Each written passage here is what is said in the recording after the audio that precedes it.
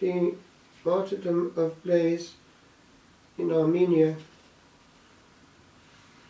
in the area of Sebastia where he was bishop, is rather surprising given the date, because it is around 315 and therefore after the peace of Constantine. It is under Licinius, and there seems to have been a lingering persecution at this eastern end of things still. There is a tradition that he was martyred in rather a cruel way, torn with wool combs. That's how he's represented in icons, before being beheaded. Now, with regard to the reason why he's linked with the throat, the tradition that has come down goes as follows. This persecution had driven him initially into a cave, but he was a man of God. When people would come to him, he would also bless animals that were not well. One time a woman brought her own little boy to him who was on the point of death because a fish bone was stuck in his throat and he was dying, not being able to breathe. And the tradition is that the saint healed this child miraculously. Then when it came to imprisonment, this same woman brought him food and candles. So that's the link.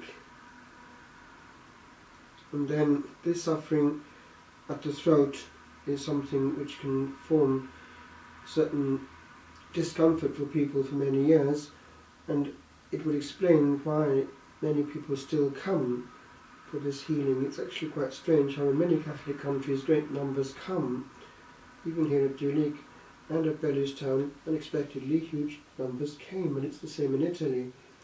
These visible parts of our faith and practice somehow linger on.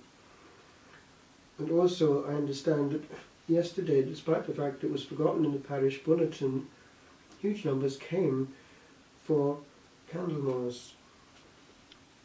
Old habits die hard, and for the better. So this goes on, healing of the throat. There is also another practice which is less known, that of water with the blessing of St. Blaise being given to sick cattle. One is actually in Ireland quite often asked to pray for animals, and one understands how. It's because in country areas it is the livelihood of the people. And also animals sometimes do have, as it were, their own sort of awareness of kindness. They do pick up things in their own way. It's quite interesting to observe that. We noticed how at Clochat the calves and the cows were very calm and very trusting, because there was only goodness around them. Each one had a name and a character. And I've heard that also with regard to children. Children, perhaps because of their innocence, are able in a strange way sometimes to get through to animals. If that's the case with animals, what can we pick up with the aura of a person around us? Very quickly one does detect goodness or badness, harshness or kindness. And the first healing that we're asked to give is on that level. Let's go through life only causing warmth. With regard to these saints, they do remind us also of the unbroken church. We forget that our faith and practice is anchored in that part of the world, the East. And it's strange how many things have come through. We sing, without realizing what we're doing, the unchanged Kyrie. It was so much a part of the early practice that it could not be changed, and it's still there to our day. And even pre-Christian words have come through. Amen, Amen, Alleluia, Hallelujah, and Maranatha, reminding us, as does Hosanna, Hosanach, that means salvation on high. This is our root, our faith, and we need to be serene in it, knowing that the Church is bigger than the present generation, and that modes and fashions pass, but we're anchored in the serene, unchanging truth and peace of the Blessed Trinity, through which we are saved via the Church. I mentioned yesterday something which was moving when I came across it. I just mentioned it again to conclude and extend it a little. It's what happened some years ago when this American Episcopalian was given a very strange experience before the Blessed Sacrament. What he learned in that huge mystic infusion of knowledge about the essence of the Church being only in the Catholic Church had this side of it. He was given an awareness at the same time that there was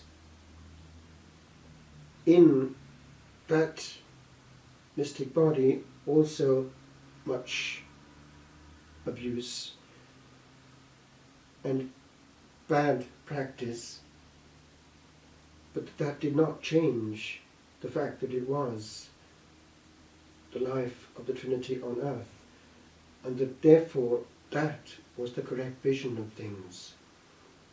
He was also given this awareness, because of this mini judgment that he had, that he was going in that state to purgatory and until the end of time, unless he had that which only a Catholic priest could give, although it was given to understand also that the Greek priest could, because he had it, this thing that they call absolution.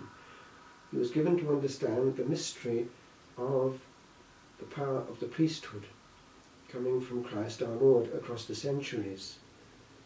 And that, when I heard that testimony on this DVD, consoled me a lot, and I leave it with you, because if we're aware of that, it grants us a certain serenity and tranquility when we are not obliged all the time to focus on the other bit, which can obnubilate the essence, God on earth, coming to us through his mystic body, the one true Church, which is fully present even in the small celebration here, with all the angels waiting for the same unchanged explosion of Trinitarian glory and power.